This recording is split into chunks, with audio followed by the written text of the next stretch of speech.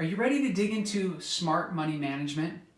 Before we do that, let's quickly remind ourselves of the 5 key principles for success that we covered in the last video, as they help set a strong foundation for smart money management decisions. Principle number 1 is to live within your means, to spend less than you make, and to invest the difference. Principle number 2 is to avoid debt, especially consumer debt, and to strive to become debt-free. Principle number 3 is to have appropriate safeguards and to save for a rainy day. Principle number 4 is to avoid comparison and to learn to distinguish between wants and needs. And finally, principle number 5 is to be honest in all that you do and to be generous with those in need. Now that we've covered those 5 critical principles, let's talk about the financial B word, budgeting. Now, you may not like the word, the concept, or the practice, but you absolutely need to have a budget. If you don't, you may think you're saving yourself from the painful budgeting experience, but in reality, you're likely digging yourself a hole that could potentially be much more painful to emerge from. Now, there are very few people in this world who actually enjoy budgeting and living on a budget. If you're one of them, then kudos to you, you sick, twisted person. And if you're married to one of them, then I'm very, very sorry. Someone over here feels your pain. At least it will pay off come retirement, right? All kidding aside, making and sticking to a budget typically is not seen as a pleasant thing. Perhaps that's because budgeting reminds us of all the things we can't or shouldn't have, which is probably a good lesson to learn anyway. But maybe we would feel differently about budgeting if we changed the way we thought about it, like a paradigm shift. Rather than thinking of your budget as chains that are tying you down, try thinking of it as wings that help you fly. That may seem a little cheesy, and I admit it is. But seriously, think of all the things that a budget will help you to accomplish. A budget will help you to define and reach your financial goals. Without a budget, you might just go throughout the year or years without a meaningful financial purpose other than surviving. Having a budget forces you to proactively think about where your money is going and what you want to accomplish with it. It allows you to put plans together that otherwise would never materialize. Sticking with that budget will enable you to achieve your financial goals and earn a great deal of satisfaction in doing so. A budget will keep you in the green. Without a budget, how do you ever really know where you stand financially? Are you net positive or net negative? Are you building wealth or just trying to stay afloat? Having a budget and revisiting it regularly will keep you in control of your finances rather than letting them control you. A budget will help you make wise financial decisions. Generally speaking, impulse buys are not a good idea. Sure, there may be a sale every now and then that really is too good to pass up, but that's usually the exception. Having a budget and holding yourself accountable to that budget will help you second guess your purchases, resulting in better purchasing decisions. A budget will help you build your financial future. Without a budget, you could quite easily find yourself approaching retirement age with only a fraction of what you'll need to successfully retire. Choosing to live on a budget now, and perhaps foregoing a few wants here and there, will help ensure that you can comfortably live without financial worry and stress later. And finally, a budget will help you to enjoy the things that you prioritize. Now, living on a budget isn't all about sacrificing now for some magical retirement in the future. Your budget can also help you save for the things you prioritize now. Perhaps you've been dreaming of a vacation to Hawaii. Well, appropriate budgeting can help that dream become a reality.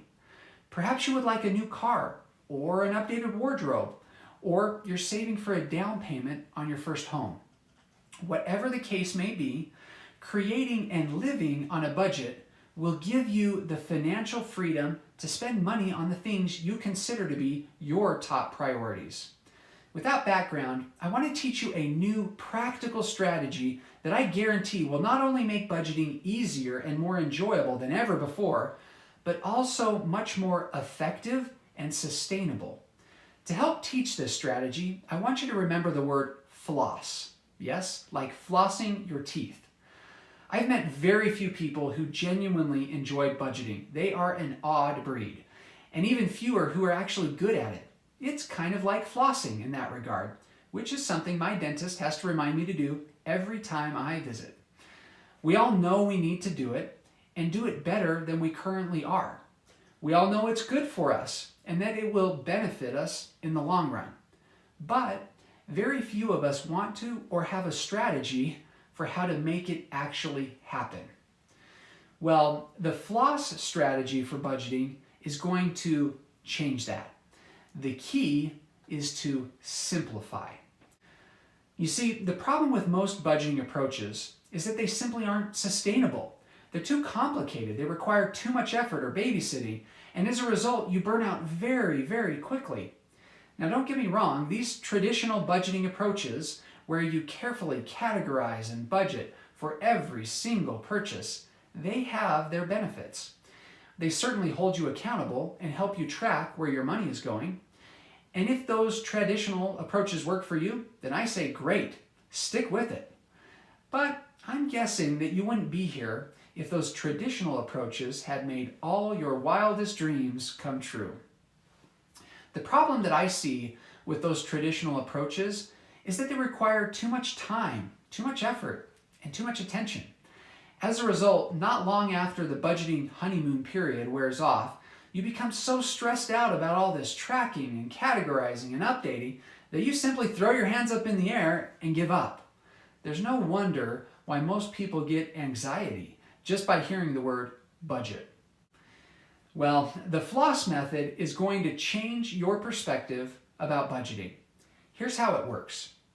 Rather than creating dozens of categories, accounts, or envelopes to meticulously track each and every purchase or expense, the floss budgeting method uses a macro budgeting approach that divides all your spending into 3 categories. Those 3 simple categories are easily remembered by using the acronym FLOSS. The first category is fixed and leveraged spending. This is the FL in FLOSS. Fixed and leveraged spending are the expenses you encounter every month that you can't change or get out of without consequence. These are fixed costs, they're not variable, or in other words, they don't change from month to month, and the amounts are known most of the time in advance. These are things like a mortgage, or student loans, or maybe a business loan, or other kinds of debt that you have to stay on top of. This is the L in FLOSS, where the L stands for leverage, or in other words, debt. Now, keep in mind that this debt is not from everyday purchases where you might be putting it on a credit card and paying the full balance of that card every single month. This is debt from buying a home or going to school or potentially purchasing a car if you absolutely have to use debt for that purpose. Though I would strongly encourage you to save up in advance and pay cash for a car, which will help you to make good purchasing decisions by focusing on the actual cost of the vehicle and avoiding unnecessary debt. Other items that might fit into your fixed and leveraged spending include things like utilities, electricity, gas, or water, where there's pretty much a set amount you pay each month, or insurance, or even your internet or phone bill, though this would not include optional subscriptions like Netflix, Hulu, or Amazon Prime. These are all expenses you encounter every month where the amount is pretty much known and fixed in advance, and there would be consequences if you were to miss a payment. These fixed and leveraged costs are your top priority. The second category is operating costs. This is the O in FLOSS. Operating costs encompass all of the other expenses and spending that you experience to live. These are costs that are variable. They're not necessarily locked in, and you're not obligated to spend them month over month. These include things like groceries and household items. And yes, I know that food is a necessity to live, but it's also a variable cost where the total amount could change month to month, and you have a lot of flexibility in your spending patterns. Other operating costs include items like sports camps, gasoline for your car, swimming lessons, auto repairs, new clothes, home improvements, optional subscription services, or even family vacations. Perhaps the easiest way to think about operating costs is that these costs are where you are completely in the driver's seat. You determine how much and when to spend, and you're not obligated to anything.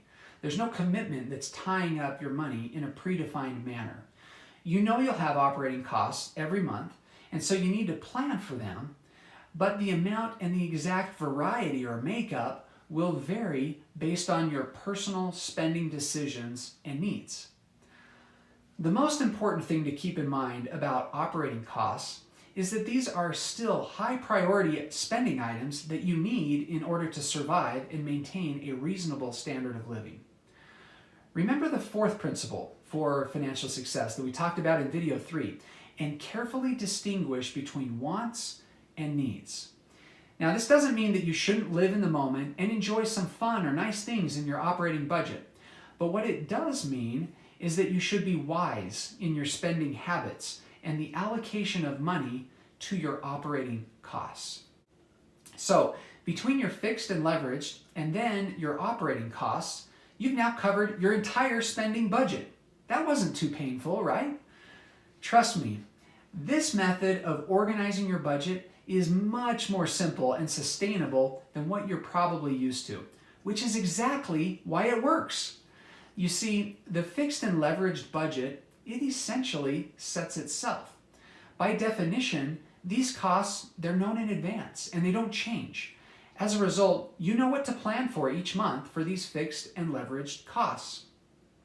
The operating costs are your variable costs, and the amount of money that you allocate to these costs will vary based on your income.